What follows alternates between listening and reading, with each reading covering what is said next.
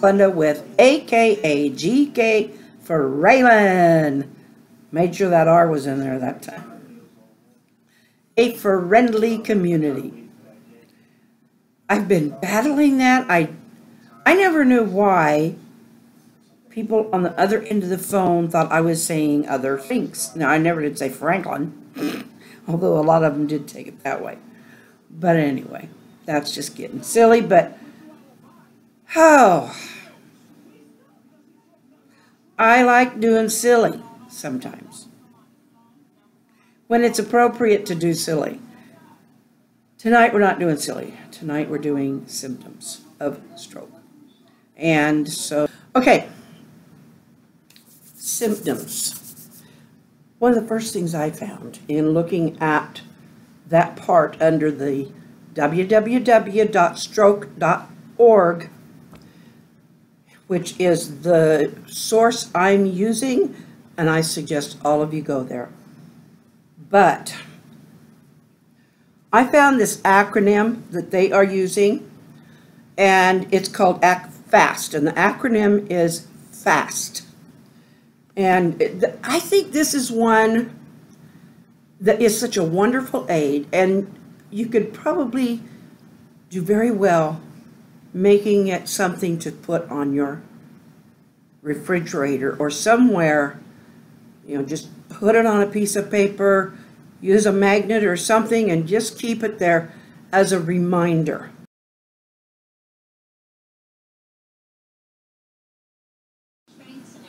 I think it is important that if you are home alone a lot of the time, that this be on your refrigerator and maybe in a couple of other rooms so that you can self-evaluate if possible. And yeah, that's that's where I was going, because, well, you need to keep it up there to remind you anyway. If a spouse or someone you know is with you, and or if you're just anywhere, it's going to be uppermost in your mind because you're seeing a lot. And the other reason is because it's going to be a reference if you need it.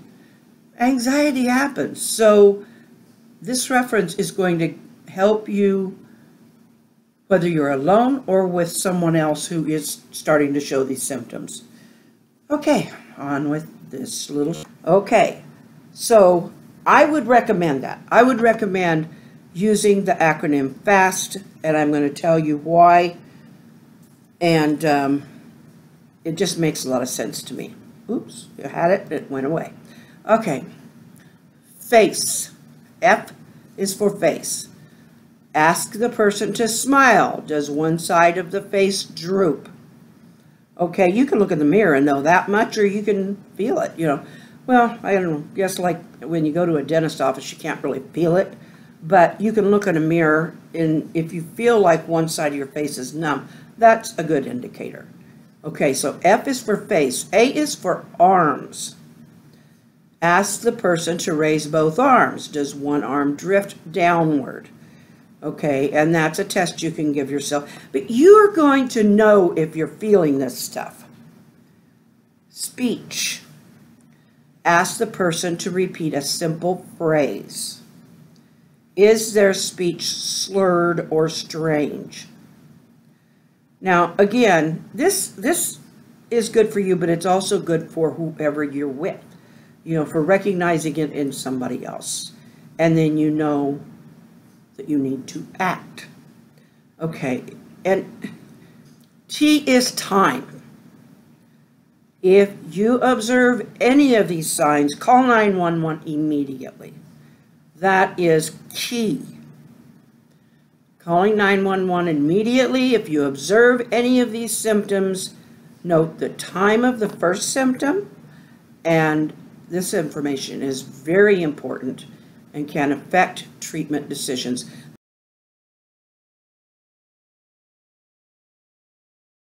This is coming directly from the National Stroke Association, which is that address that I already gave you. Okay, now signs and symptoms. keep having pop-ups here, and I'm not really liking it, but anyway, knowing the signs and symptoms of a stroke can save your or someone else's life, because it's a way to make sure you get to the doctor on time or to the ER on time, standing for emergency room, which most of us know. And now this is a new one on me. For each minute that a stroke goes untreated and blood flow to the brain continues to be blocked, a person loses about 1.9 million neurons.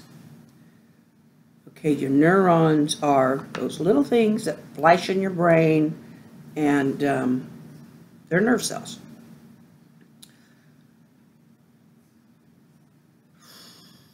And that could mean a person's speech or movement or memory, and all of that could be affected. And it could take a while to get that back, or sometimes it doesn't come back. Anyway, acting fast by observing fast is a great way to catch all that. Okay, here are symptoms that are included in this summary. And I am taking this directly, because some things I might ad-lib a little, but like right now, but I'm not going to be able to say it any better than what they do. So I'm just going to take it directly from them. So I am saying this is quoted from the site. So I'm giving that reference. Okay. A sudden numbness or weakness of the face, arm, or leg, especially on one side of the body. That is a big symptom right there. Now, Carlo, you noticed that I think it was your right eye was getting fuzzy or weird. I'm trying to remember the word you used. But that was something that you noticed, and found out when you tried to drive it was going to give you problems. Okay, sudden confusion or trouble speaking or understanding. Now that's something that somebody else is more likely to catch than you are. So I've recognized it as a nurse in other people, but on a personal note, that's the closest I can come to understanding that. Sudden trouble seeing in one or both eyes. Now, before I had my cataracts removed, that was something I had all the time. But I knew why. And it wasn't sudden. But yeah, if you're having a sudden trouble seeing with one or both eyes, now, Carla, you did have the trouble seeing with that one eye. It was wonky or something like that. And so that's a clue. I mean, it was an immediate clue to you that something was wrong. And sudden trouble walking or dizziness and a loss of balance or coordination. Okay, a sudden severe headache with no known cause. And, I would think, I don't want to ad-lib to that, no. But yeah, if you're having a sudden severe headache and you have no known cause for it, I would think, yeah, call somebody. If it's not something that you have experienced and have any reason to know what it is,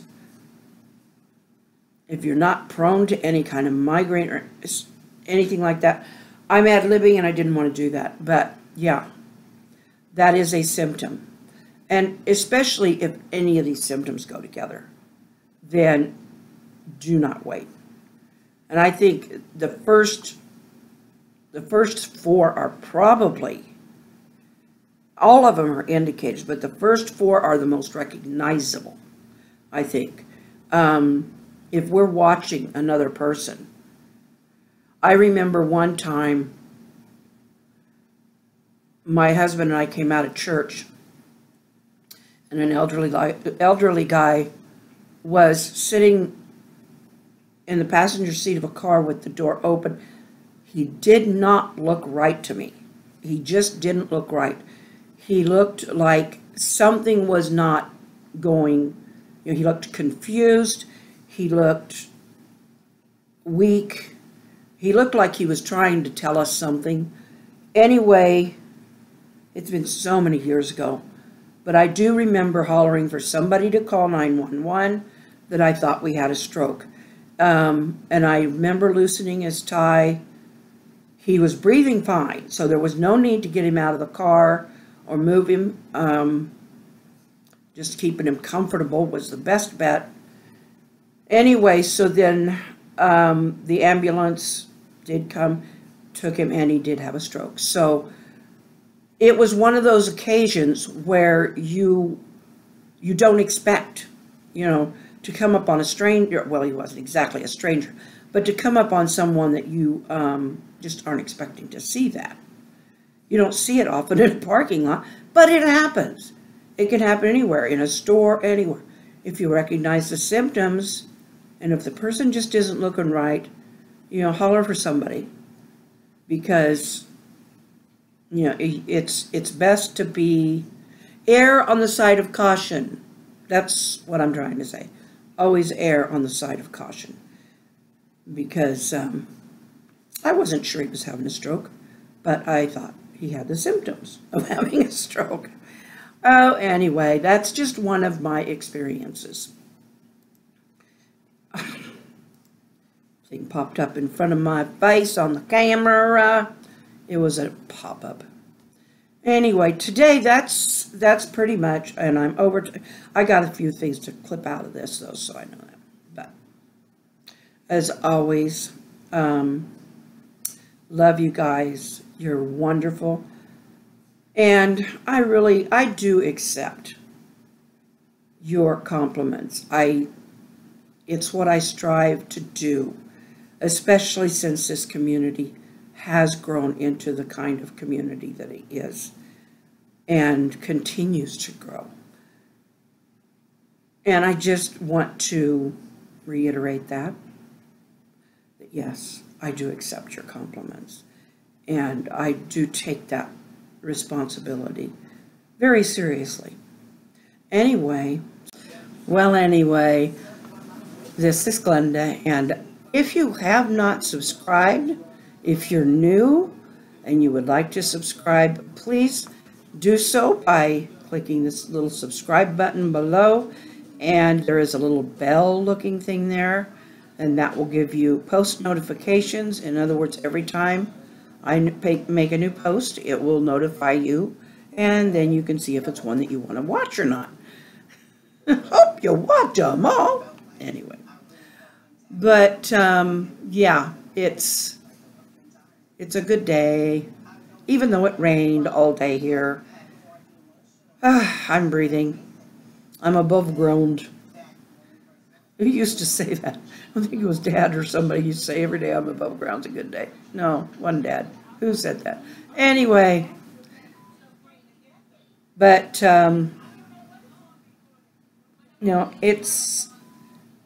I take you guys seriously, and I appreciate everything you do. I do. I know you love me, and I love you back. So, and tomorrow's another day. I plan to be above ground then too. I'll see you then. Have a good night.